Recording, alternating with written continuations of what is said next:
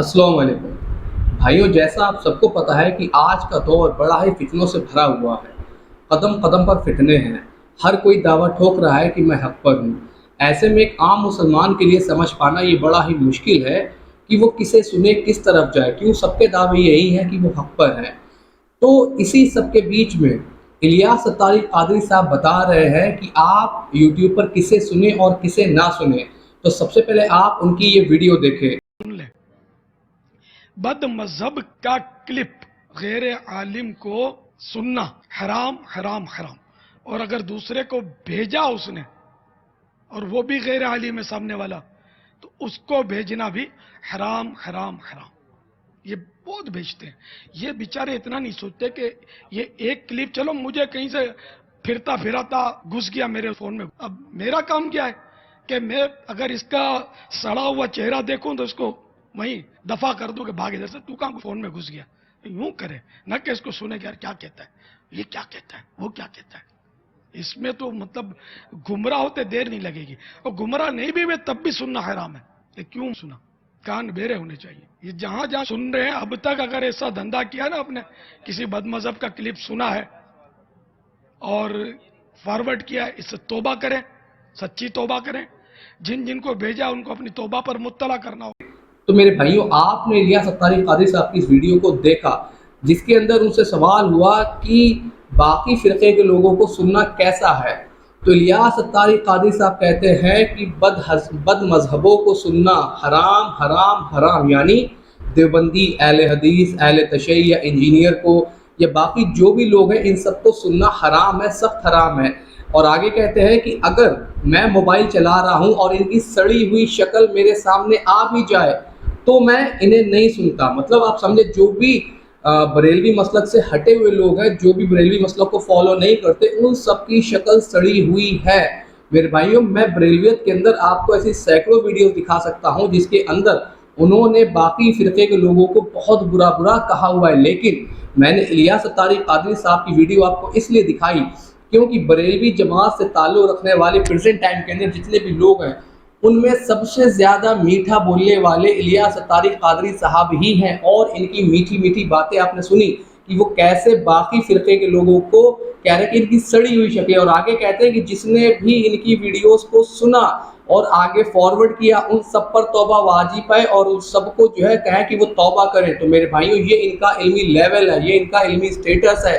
इन्हें डर पड़ चुका है कि अगर किसी और कोई लोगों ने सुनना शुरू किया तो वो फिर आकर हमसे सवाल करेंगे कि हज़रत ये कहाँ लिखा है कि पीले जूते पहनने से गम हमारी तरफ नहीं आता और काले जूते पहनने से गम हमारी तरफ आ जाता है। फिर वो इनसे सवाल करेंगे कि बड़े पीर साहब ने एक साथ इतने मुर्दे कैसे जिलाए, बड़े पीर साहब ने डूबी बारात को कैसे निकाली।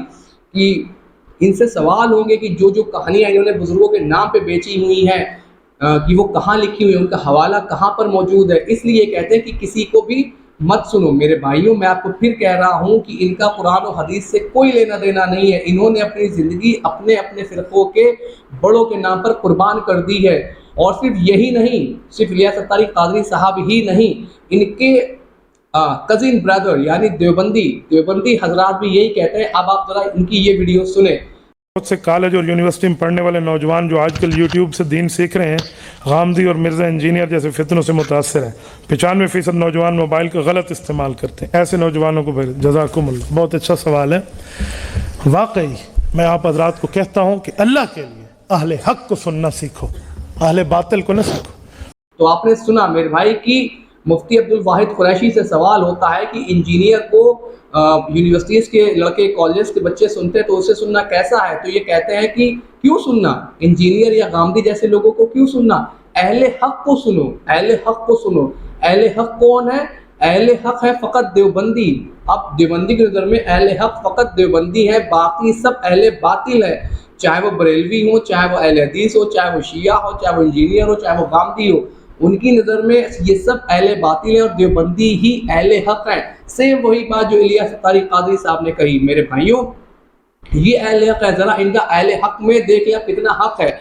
ये वो अहले हक़ है जिनकी किताबों के अंदर लिखा हुआ है कि जैसा इल्म माज़ल्ला सुम्मा माज़ल्ला नबी पाक सल्लल्लाहु अलैहि वसल्लम को, वैसा इल्म पागलों और जानवरों को।